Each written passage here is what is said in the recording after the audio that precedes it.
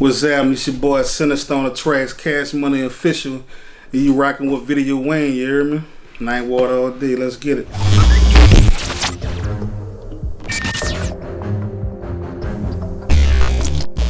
We gonna go ahead and start with Night Ward. What part? Florida Project. Talk about it. Beautiful. Rough. Fun. Was it fun? Nothing but rough. It was fun, but rough. Shit, that's the best word to describe it. Seen when the crack took over, the horn, everything took over. You said Florida Project, bro. Damn. Florida Project, yeah. Y'all share the Night Ward with the Desire. With the Desire, yeah. My pops out the Desire, my mom out to Florida.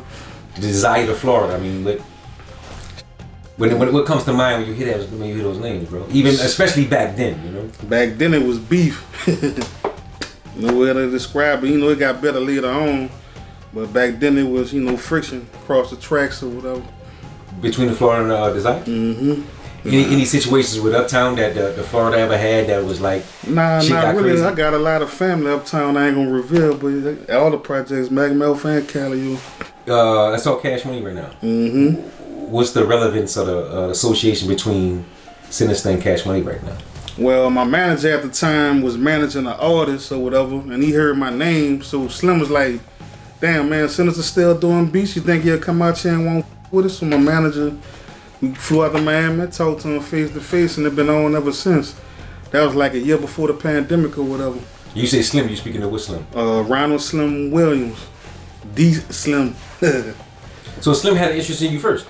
And he, remember my name. One thing I learned being around him, like he a real student of the game. Like he was more well than I thought he was of what's going on in the city. Who was Sinesta back in the day? I hear you was like, man, listen, the foundation for at least 35-40% of New Orleans music. I'll put it like this: if it wasn't Katrina, it was on some Manny Fresh type stuff. I was doing beats for everybody. Partners in Crime, UNLV, Highball Ronald, Chopper. I think I had some Jubilee, Charlie Wop, Soldier Slim. All right then, we have other artists such as, other producers such as Sinesta. You did music for Soldier Slim? Yeah, I did that track with him and BG. I keep that heat on me. Yeah, I keep my heat on me. Jeezy, and don't come with me. I'm pushing Jeezy Hummer and he pushing my life thing. This some throwback shit. Y'all don't know what's happening. How did it come about? Was the beat made first or Slim them came? I made the beat specifically for Slim or whatever. Like me and him used to bumping each other into the clubs. We ran into each other at Caesars. He was like, man, come by the studio, bring some beats or whatever. So me and this young man here, we met him around the corner from his house. That was the first beat I played for him, and he made that famous Soldier Slim boot up face and called it to the studio when it was like a day or two later, played the whole song. Yeah, played the slow motion record. Juve had something, or he sent Juve or whatever. He like, I'm about to put Juve on this slow motion record. So I heard all that. Oh, that's what we working on. And we take it to the big dog studio and just do it how it's supposed to be done. I'm talking about spend like about $4,000 on just mixing the shit. What happened between Soldier Slim and Sinesta at that point? Before Slim died, if Slim would have died, what would have happened between Soldier Slim and Sinesta? Shit, with a demo music, because the last time we talked, we was all on Juve Bus or whatever. He was talking about the concert he was about to go to before the bullshit happened. Like, that was my dog, though. We used to see each other in the club, at Jeans Pool Boys after the club. Yeah. That was my dog. Yeah. Damn. Are there any other tracks that we don't know about that Sinesta is behind as far as Soldier Slim goes? Nah, that was the only one I got a chance to do. It happened so fast. Trying to think, I did stuff for BG, Weeby, like BG when he first left Cash Money on him. What would you say was the highlight of your career? As far as what? When this song happened, I was out here. Well, the first song I had that broke locally was a song I did for UNLV called Booty Bop. I don't wanna lose control, but I've been drinking a lot and I still wanna go and see these. God, man, you're making me hot. That just opened the doors for a lot of stuff. I forget about that. That was a major. That was young. Shit, I go back down to 30 years doing beats. For real.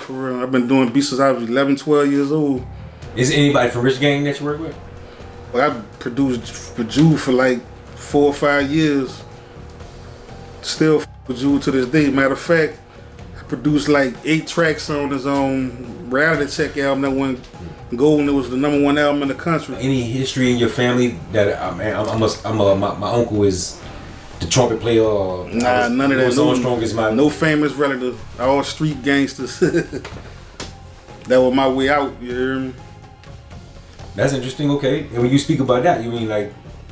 I'm gonna put it to you like this. Here, it was so bad. My grandmother did 10 years of St. Gabriel for selling drugs. I come from one of them families, and they made her do every bit of them 10. Can you talk about that? As you know, she called for distribution or some shit like that. Yeah, like that was the second time they kicked in out. My grandmother, yeah. Okay. So as far as your upbringing, right, and who you become, how did that influence you? Did you say, I'm never doing that, or I'm gonna make sure this don't happen, or? Oh shit, I dabbled, but when beats came along, I got paid the same money doing beats shit. I'm smart. I could do this without going to jail. I holler. Straight like that. Okay. At what point you knew that shit was real though? Shit, At what point you feel like that? I could really. When I was 15 years old, got $500 for one beat. That shit ain't really nothing but to a 15-year-old. Shit, that one got me some Gucci's. Went to school fresh. And I gonna make another beat tomorrow? And they do it again? It ain't cost me nothing. Took me about an hour, 30 minutes. Shit, better than drugs.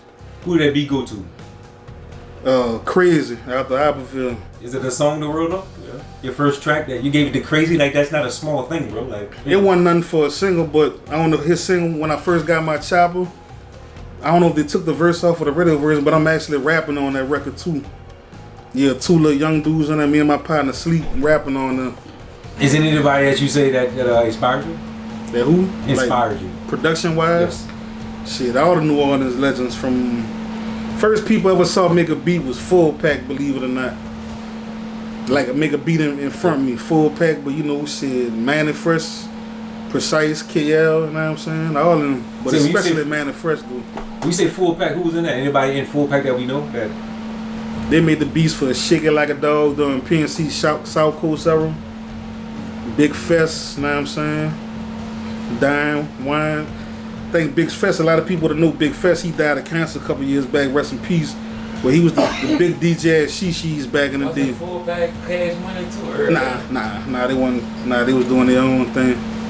Full Pack was in the middle of some shit. When you say that name, I know. But there was with them. A lot of people got started on Full Pack. They made a bulk of this stuff messing with Partisan Crime, doing Partisan Crime South Coast era. Yeah. The Shake It Like a Dog, the Weeby, I Really Want You, stuff like that. The Full Pack was a label? There was a production team in the rap group back in the day. Production team. Okay.